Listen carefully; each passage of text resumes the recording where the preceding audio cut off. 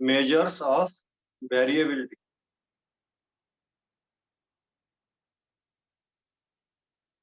MEASURESOF VARIABILITY.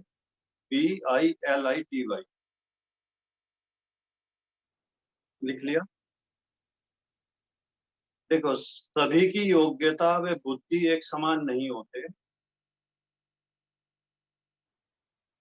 मापन द्वारा व्यक्तियों के गुणों या भिन्नता का मूल्यांकन किया जाता है।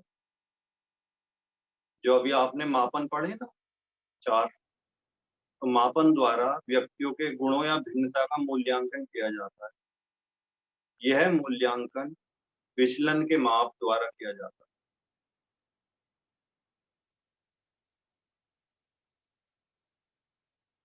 इसकी मुख्यतः 3 विधियां होती हैं।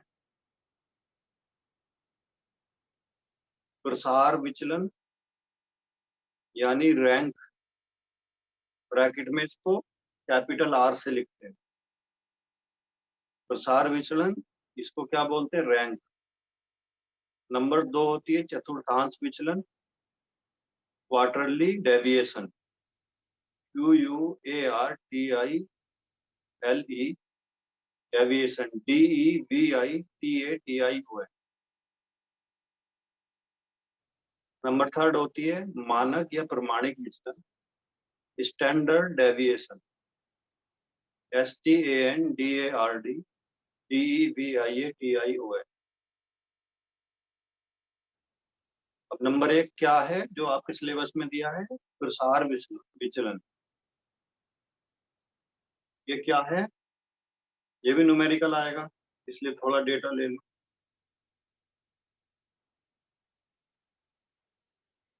सबसे बड़े व सबसे छोटे मूल्य के अंतर को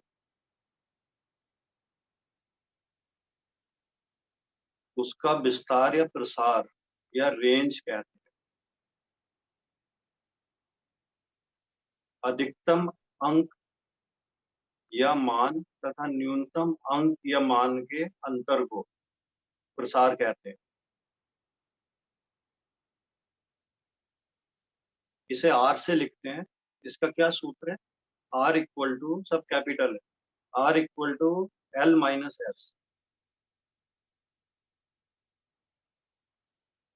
L क्या है? लार्जेस्ट वैल्यू यानी अधिकतम अंक, और S क्या है? स्मॉलेस्ट वैल्यू यानी न्यूनतम।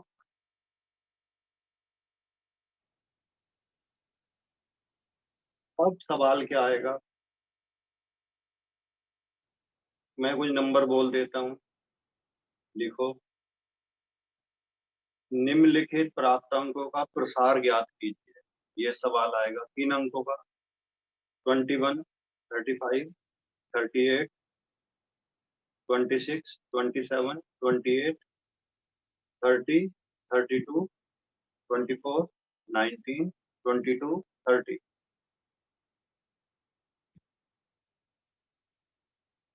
अब इस सीरीज में आप चेक करो, सबसे हाईएस्ट नंबर क्या है, 38, सबसे लोएस्ट क्या है? 19।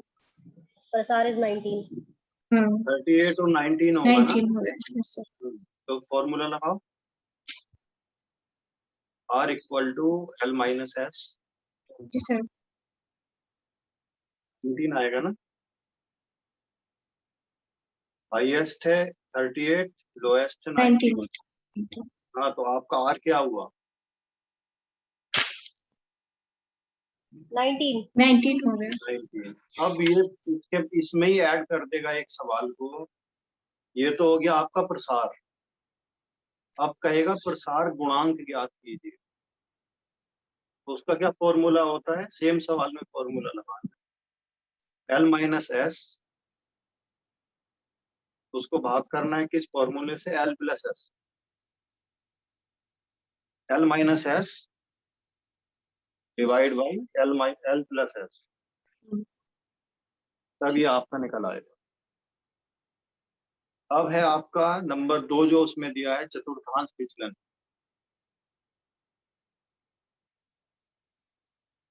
चतुर्थांश विचलन प्रथम व तृतीय चतुर्थांश के अंतर का आधा होता है। चतुर्थांश विचलन प्रथम व तृतीय चतुर्थांश के अंतर का आधा होता है। अर्थात किसी फ्रीक्वेंसी डिस्ट्रीब्यूशन में या आवृत्ति वितरण में 75% व 25% के बीच की जो आधी दूरी है वो चतुर्थांश विचलन कहलाता है।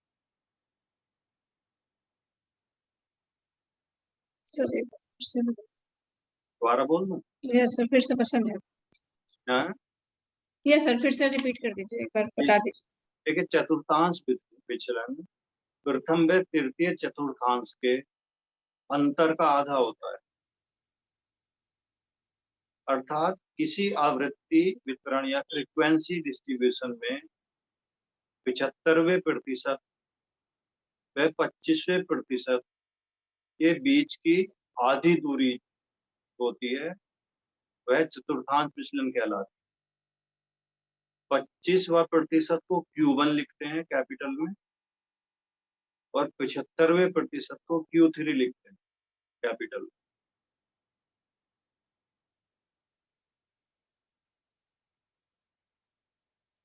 क्या फॉर्मूला लगता है? कैपिटल में QD equal to Q3 minus Q1/2।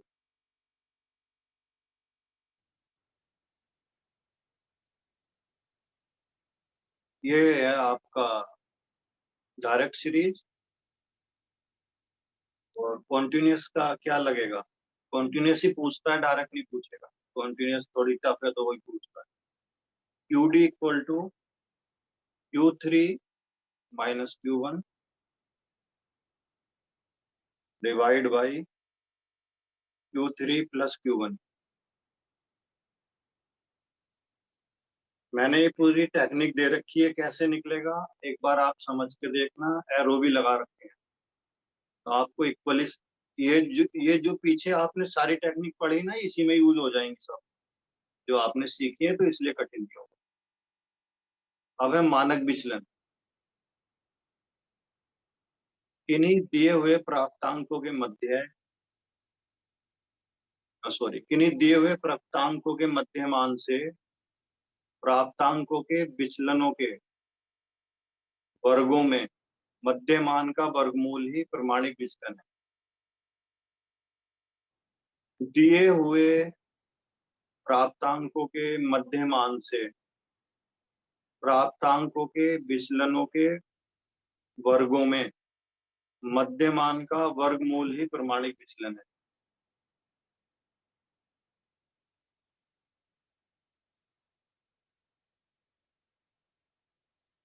इसको किससे लिखते हैं? न्यू से। आधा ना बना दोगे ना हिंदी में, आधा ना बना दो तो न्यू, उससे इसको लिखते हैं।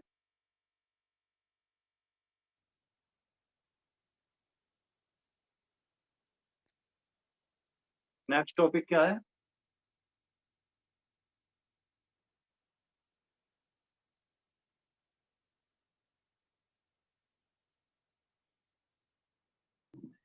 प्रसामान्य वितरण, प्रसामान्य प्रसंभाव्य वक्र का अर्थ। कितना टफ शब्द दिया है। एक भी पागल है सिलेबस बनाने वाले। प्रसामान्य, कितना हल्का शब्द देना था। इसको सामान्य वितरण बोलते हैं। लिख लीजिए, प्रसामान्य वितरण। इसमें क्या दिया है? प्रसामान्य प्रसंभाव्यता वक्र, या उसकी विशेषताएं कुछ ऐसा दिया है। Yes sir. हाँ जी सर, उसका अर्थ, विशेषताएं और अनुप्रयोग। मनोज जी, आज आपको भी बैठा के ही रखेंगे, पूरा तो मैं करके उठूंगा। मेरी कॉल आ गई थी कि उस पे चला आपने गया। तो नाश्ता कर लिया होगा, मैंने अभी नहीं किया। हाँ, मैं तो सेंटर में हूँ। चलिए देखिए, इसको प्रसामान्य वितरण को क्या बोलते हैं? इसको सामान्य वितरण भी कहते हैं, नॉर्मल डिस्ट्रीब्यूशन।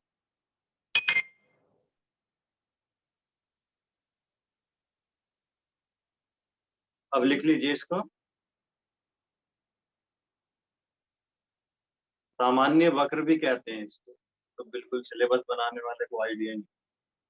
सामान्य वक्र नॉर्मल कर्व भी कहते हैं। अब लिखिए इसमें क्या लिखना है। देखिए, सामान्य वितरण नॉर्मल डिस्ट्रीब्यूशन के आंकड़ों के आधार पर जो वक्र या कर्व बनता है उसे सामान्य वक्र या नॉर्मल कर्व कहते हैं, या प्रसामान्य वितरण कहते हैं। नॉर्मल डिस्ट्रीब्यूशन,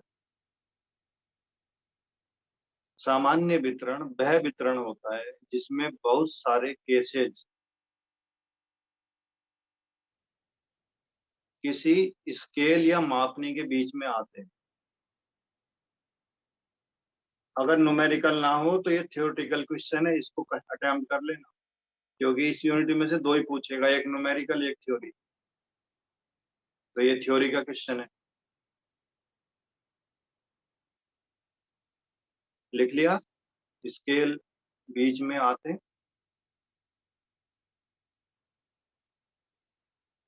उदाहरण के तौर पर यदि किसी कक्षा में विद्यार्थियों की आईक्यू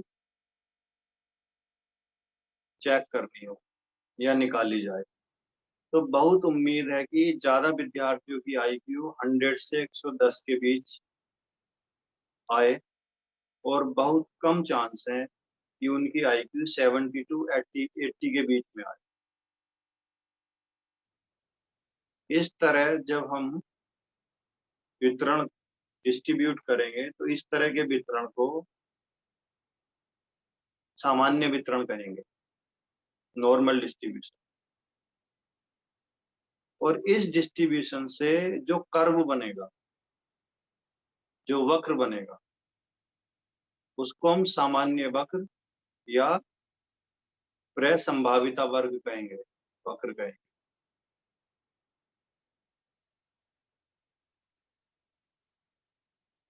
देखिए, सामान्य वक्र को घंटाकार बेल शेप्ड कर्व भी कहा जाता है, क्योंकि इसकी आकृति शेप बेल की शेप की तरह होती है, घंटी।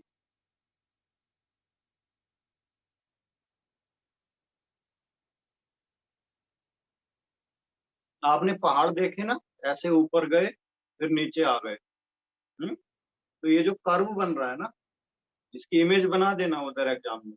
एक लाइन नीचे खींच लेना और ये दिखा देना ऊपर पहाड़ जैसा राउंड में। ठीक है, तो शो कर देना आप पहाड़ बना के। इसकी क्या विशेषताएं होती हैं, देखिए। पहली विशेषता क्या है,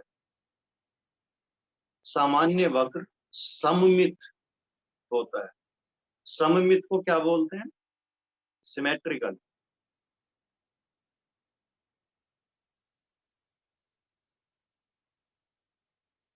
लिख लिया, अर्थात वक्र का बायां भाग लेफ्ट साइड व दायां भाग राइट साइड के हिस्से बराबर होते हैं। इसके नीचे एक इमेज बना लो, एक लाइन खींचो, लाइन से थोड़ी सी ऊपर एक कर्व बनाओ, ऐसे पहाड़ जैसा। लाइंस को टच ना करे, उसके दोनों एंगल थोड़ा सा ऊपर रखना। बना लिया, बीच में एक बिल्कुल सीधी लाइन खींच दो, डिवीजन हो गया। 50-50% लिख दो उसमें।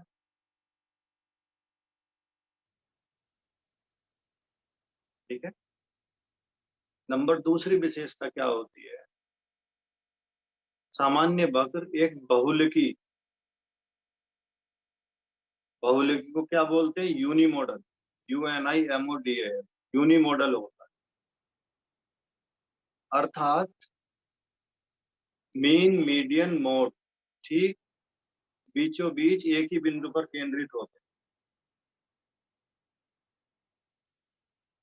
फिर एक कर्व बना लो, इसी के नीचे एक लाइन खींचो, कर्व बनाओ, बीच में एक सीधी लाइन खींचो, उस लाइन के नीचे मीन मीडियन मोड लिखो। कर्व बना लिया, दोनों हिस्से मिलने नहीं चाहिए बेस लाइन से। बीच में एक सीधी लाइन खींच दो, उस लाइन के नीचे लिख दो मीन मीडियन मोड। एक तरफ माइनस लिख दो, एक तरफ प्लस लाइन के, जो बेस लाइन है।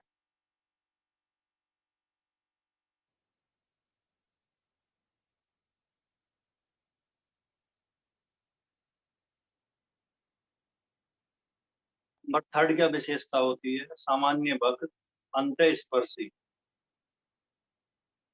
यानी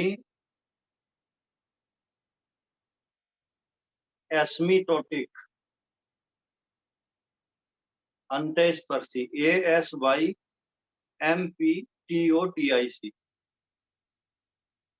एस्मीटोटिक। दोबारा रिपीट करें, लिख लिया।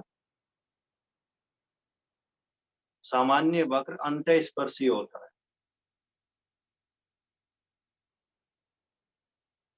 फिफ्थ, सामान्य वक्र घंटाकार होता है, बेल शेप।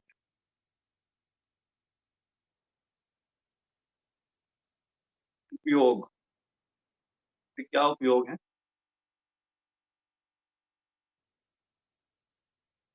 परस्पर व्याप्त दो वितरण की तुलना की जाती है।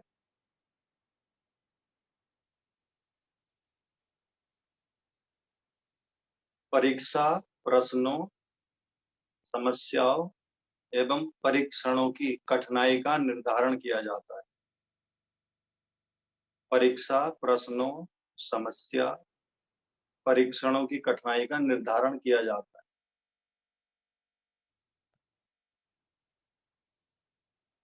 सामान्य वक्र द्वारा दिए गए समूह की क्षमता के अनुसार समान रूप से वितरण तथा उप समूहों को अलग अलग किया जाता है।